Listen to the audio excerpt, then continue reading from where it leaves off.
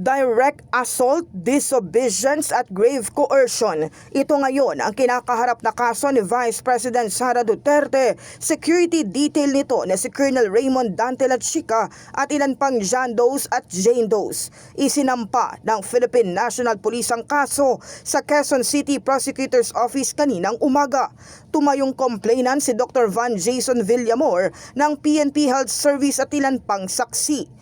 Nag-ugat ito sa insidente sa House of Representative Detention Center at Veterans Memorial Medical Center na may kinalaman sa pagkakadetain ng Chief of Staff ni Duterte na si Attorney Zulaika Lopez. Because of the assistance, meron pong written request ang House of Representative. That is why nagpadala po ang PNP ng QCPD ambulance. Supposedly, doon po isasakay si Asek Laika at si Dr.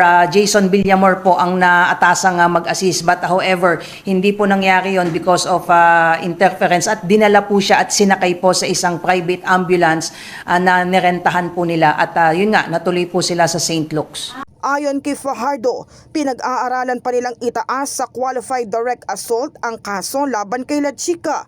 Nauna ng hiniling ni PNP Chief General Romel Francisco Marbil kay AFP Chief of Staff General Romeo Bronner Jr. ang pangalan ng mga miyembro ng Vice Presidential Security and Protection Group na tumulong sa umunay sa pilitang paglilipat kay Attorney Lopez patungo sa St. Luke's Medical Center gamit ang isang private ambulance. Sa kumalat kasing video, makikita sila Chica na tinulak doon si Villamor. Yan po, si Dr. and Police Lieutenant Colonel Ivan Villamor trying to assist po the patient at itinulak po siya. Sino po yan, ma'am? Si Colonel Lachica po.